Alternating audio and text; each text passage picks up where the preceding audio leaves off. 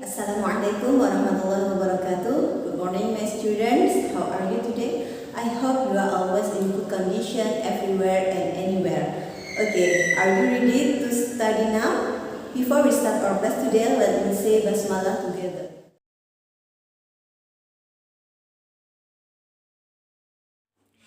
In this chapter, we are going to learn about using be or using to be. Okay, before we start to discuss about the definition of to be, look at this example. There are two examples. First, they eat fried rice. The second, they are students. Okay, I will explain in Indonesia. Untuk contoh yang pertama, kalau kalian melihat di sana kata yang ditebali adalah eat, sedangkan contoh yang kedua kata yang ditebali adalah are. Ya, it yang mengikuti subjek they di situ berarti dia sebagai verb, sedangkan are yang mengikuti subjek they dia berarti sebagai to be.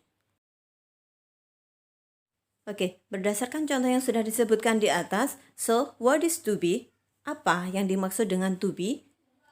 Ya, to be adalah kata yang berfungsi sebagai penghubung antara subjek dan objek. Seperti yang sudah dikatakan di slide sebelumnya, di bab ini kita akan mempelajari 3 to be. Yang pertama to be is, yang kedua to be am, dan yang ketiga adalah to be are. To be is digunakan jika subjek yang digunakan dalam kalimat tersebut berupa orang ketiga tunggal. Sedangkan am digunakan ketika subjek yang digunakan dalam kalimat berupa orang pertama tunggal. Sedangkan are digunakan ketika subjek yang ada dalam kalimat berupa orang kedua atau bentuk jamak. Oke, silahkan kalian lihat contoh to be yang ada di situ, is, am, dan are. Ya, to be is digunakan untuk subjek he, she, it, nama orang atau nama benda tunggal.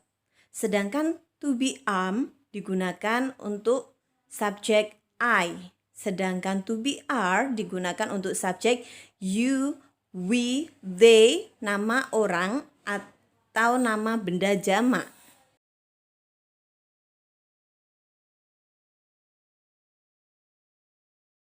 Ya, seperti yang sudah saya sebutkan sebelumnya bahwa to be itu menghubungkan subjek dengan objek. Jadi antara subjek dengan objek itu tidak menggunakan kata kerja tetapi menggunakan to be. To be tersebut bisa diikuti dengan adjective, noun, atau adverb. Kalian bisa melihat di sini ada beberapa contoh kata yang bisa mengikuti sebuah to be dalam kalimat. Yang pertama ada cute yang artinya lucu, yang kedua ada doctor yang artinya dokter, yang ketiga ada tired yang artinya lelah, yang keempat ada busy artinya sibuk, yang kelima ada tall yang artinya tinggi, yang keenam ada student yang artinya murid, dan yang ketujuh ada teacher yang artinya guru. Okay, now please pay attention to this example. Yang pertama ada he is cute, kemudian ada they are busy, ada Lala is tall, dan I'm tired. Ya, he is cute berarti dia lucu. They are busy berarti mereka sibuk. Lala is tall berarti Lala tinggi. I'm tired berarti saya lelah. Oke, sekarang bagaimana kalau kita ingin menyatakan tidak atau bukan? Contoh, dia tidak lucu. Ya, ingat kalian hanya perlu menambahkan not setelah to be. So, kalau di contohnya he is cute berarti jadi apa? He is not cute. Oke, good. Kemudian kalau they are busy jadi gimana? Jadi they are not busy.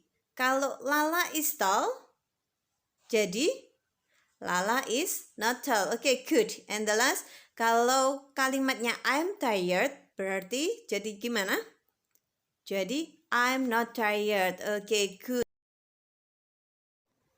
Oke, kalau tadi untuk menyatakan tidak atau bukan itu menggunakan not, maka kalau kita ingin menanyakan apakah, misal, apakah mereka sibuk? Jadi gimana? Oke, good. Ya, kalian tinggal memindahkan to be-nya yang tadinya jatuh setelah subjek ditaruh sebelum subjek. Contoh, they are busy.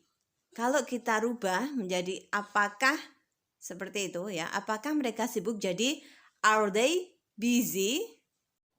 Selanjutnya, kalau I'm tired, jadi gimana? Great ya. Jadi am I tired? Terakhir, kalau kalimatnya she is cute, maka menjadi oke, good job ya. Jadi is she cute? Seperti itu. Oke, my student, from my explanation, is there any question? Mungkin ada pertanyaan yang mana kalian belum paham terkait apa itu to be, terkait penggunaan to be seperti itu, bisa kalian tanyakan. Okay, if there are no question, now let's practice.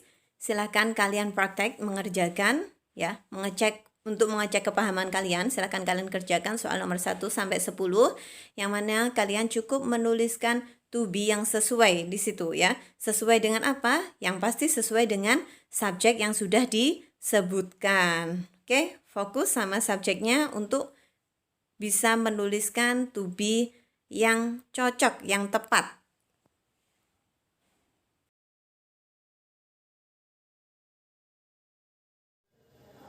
Okay, I think enough today. Let's close our class today by reading Hamdulillah together. See you. Wassalamualaikum warahmatullahi wabarakatuh.